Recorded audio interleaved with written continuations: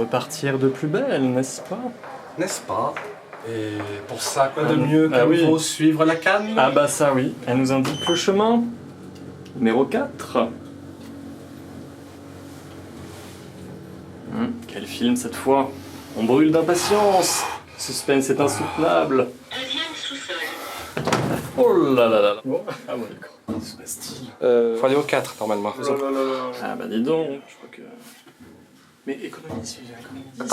Attends, on refait. Le numéro 4. L'ascenseur monte. Qu'est-ce qui nous attend derrière les portes? 4e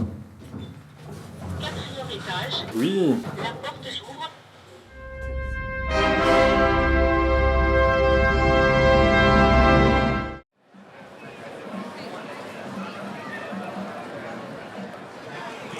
Étage 4. 4e étage, on y est bien. Alice et le maire. Eh oui, Nicolas Pariseur, oui. Comment vous vous appelez? Alice Eman. Ah, quel beau prénom. Déjà, quand le film a commencé, je sentais qu'il allait me plaire avec un tel titre. Bien aimé, bonne comédie avec Anaïs de Moustier ouais. et Fabrice Lucchini dans le rôle. rôle du maire. Ah, je le voyais pas comme ça, Fabrice. C'est la mère là au féminin par contre. Ah oui. C'est pas la même orthographe non plus. Ah oui, attention, on risquerait de passer pour des amateurs. Bon, Lucchini déjà le rôle lui va ravir, j'ai envie de dire. D'ailleurs, on reconnaît bien son type de rôle sous un prisme différent. Très lettré, Très comme lettré. personnage. Hein, Alors ouais. oui, mais même ce que je trouve amusant, c'est que finalement, t'as l'impression que le maire, il est pas si cultivé que ça. Enfin, il est cultivé, mais moins C'est qu'Alice. Oui, elle est la philosophe a priori qui débarque dans ce milieu-là. C'est C'est comme s'il lui intéressant. laissait pour ce film-là les rênes. Les reines quelque part qu'il va peut-être récupérer à la fin aussi du film, mais c'est vrai qu'au départ il y a une sorte d'inversion, presque Lucchini qui accepte de jouer le contraire de ce qu'il joue presque toujours à l'écran. Et c'est assez stimulant là-dessus. Enfin, contraire, ça reste le même jeu Oui. d'acteur, mais renouvelé à Mais nouveau. renouveler encore une déclinaison. Et à la fois désabusé, et puis j'aime beaucoup ces plans silencieux.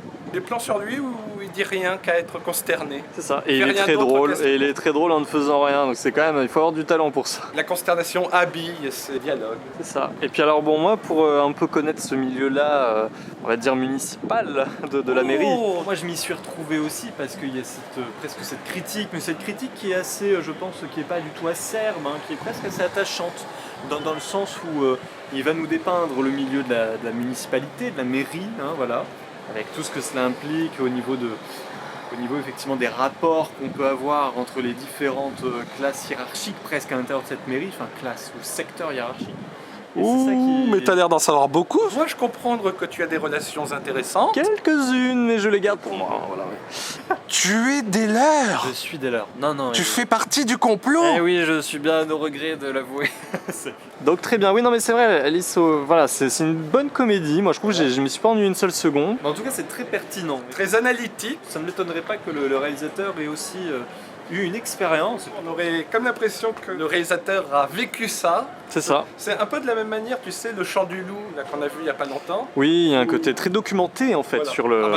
Dans le cas du Chant du Loup, le réalisateur, c'était son premier film alors qu'il sortait du ministère de la Défense, je crois. Oui. C'est vrai que donc très réaliste. Il avait déjà un pied dans le métier. Ah oui, ben voilà, toi aussi t'as un pied dans le milieu, canois on va dire, quelque part. Et donc, oui, non, vraiment, moi, je trouve qu'il y a un bon timing, on ne s'y ennuie pas un seul instant. Et évidemment, ce qui, quelque part, porte pratiquement tout le film, Ouais. un des piliers principaux. Ah mince, on aurait aimé entendre ce que tu avais à dire. Dialogue. Les dialogues. Les dialogues. Ah, c'est sûr. Les Ouais. dialogues sont très très forts, il y a un aspect très jouissif, très savoureux, velouté, très... Enfin voilà, ce sont Ah des oui, dialogues ça se sent, hein, du miel pour les oreilles, quoi. C'est Oui, pas oui. du miel pour les abeilles, c'est du miel C'est pour ça. les oreilles. Il y avait du miel plein la tête, c'était un film récent qui est sorti. Bah, nous, on revisite du miel plein les oreilles. Voilà, C'est ça. c'est remake, nouvelle C'est ça. version. À sortir bientôt, on en fera un avis à vif peut-être. Ah ouais, non, bah c'est ça. Ça va dans le jeu de mots. Voilà, un dialogue. C'est vrai que c'est ce qu'on retient. Voilà, On retient surtout déjà avec la verve de Fabrice Lucchini. Le pince sans rire toujours, et en plus avec le jeu de Fabrice Lucchini, tu vois qui a l'air même pas conscient qu'il fait des blagues. C'est ça. Et bon, on le retrouve dans cette aisance-là comme tu dis, du verbe et Et encore que je trouve qu'il perd ses mots, parce qu'il perd la pensée. C'est aussi ça qu'on nous dit. D'ailleurs, une idée presque absurde, limite, ça aurait pu virer soit dans le fantastique, soit dans un humour à la Odin, presque. J'arrive plus à penser. Bon, Alice et Man, il faut que vous me fassiez penser. La salle vraiment dans laquelle on l'a vu en plus a vraiment réagi, on comprend. Certes, la mise en scène elle est peut-être un peu plus discrète, c'est pas vraiment là-dessus Même si on commence avec un panorama de toute la ville de Lyon. D'ailleurs, un plan qu'on retrouve un peu plus tard vers la fin, comme pour fermer une boucle. C'est vrai. Alors c'est pas le même panorama, mais ça reste un panorama. Quoi, tu veux dire que nous ne sommes pas à Lyon? Effectivement, dans le film, il s'agit de la mairie de Lyon, mais nous sommes à Cannes. Je regrette de te l'annoncer. Enfin, regret. Non. Oh, bah tu sais, la mairie de Cannes, c'est un bon tremplin pour conquérir le monde. C'est de la comédie vraiment qui se tient et très solide en fait. On n'a peut-être pas toutes les clés dans un premier temps, mais il faut être attentif. C'est pas la comédie potage française, c'est de la comédie déjà grand public, mais qui allie une forme d'exigence. Oui, ça. alors même si grand public, je suis tout à fait d'accord parce que l'instant du visage reste agréable, mais le film peut être quand même assez difficile. Enfin, ce que je pourrais lui reprocher à l'extrême rigueur... Maintenant qu'on a passé le tapis rouge, on passe une certaine ligne rouge. Il y a quand même, je trouve, de petits défauts, enfin pas des défauts, mais j'ai pas vraiment compris parfois quand certains problèmes survenaient, parce que c'est magouille politique, etc. Ah oui, enfin, oui. Pas forcément magouille. Non, pas forcément magouille, mais... Voilà, il y a des enjeux qui, moi, me sont passés à côté du chapeau. Il y a pas mal de choses que je n'ai pas forcément saisies. Pourquoi, pour qui, comment, etc. J'ai pas forcément compris grand-chose dans l'évolution. Bon, ça m'a pas du tout empêché de suivre l'intrigue, mais disons que je ne pouvais pas vraiment me projeter dans la tête des personnages et me dire, tiens, ce serait bien qu'ils fassent ça pour s'en sortir, parce que je comprenais pas quelles étaient leurs consignes, quelles étaient leurs limites, quelles étaient leurs chaînes. Enfin voilà, il y a un côté très hermétique, très herméneutique. Il faut suivre. Je pense qu'on peut apprécier simplement, comme tu disais, le sens du dialogue, de la répartie. Monsieur le maire, excusez-moi, on nous attend.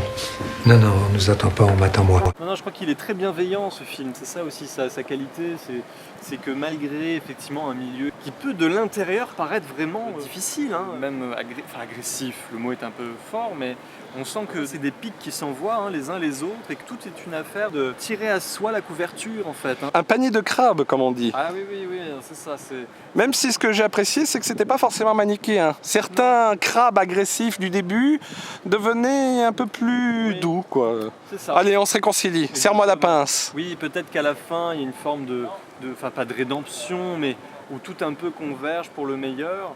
Mais en même temps, voilà, je trouve que c'est bien aussi, parce que c'est pas non plus la grande happy end, mais on sent que tous les arcs aussi sont finis. Surtout qu'il y a des moments touchants et émouvants, donc la relation qui va se nouer entre Alice et le maire. On sent aussi le thème du passage de relais, le conflit de deux générations. Un conflit non seulement de classe sociale, mais presque de génération. Parce qu'il y a vraiment aussi l'idée de remise en question, les instants silencieux du maire en introspection. Il y a un côté, un miroir du passé, un miroir du futur. Comment prendre conscience qu'on fait partie de ceux qui s'en vont. Presque une question sur qu'est-ce qu'on a accompli de notre vivant. D'où peut-être, je sais pas, le titre, le beau titre Alice, qui fait donc référence à la relation entre Alice et Lewis Carroll. De loin. Mais il y a quelques points communs. Ce serait une bonne référence de toute façon. Tu me contrediras pas, bien sûr. Certainement pas.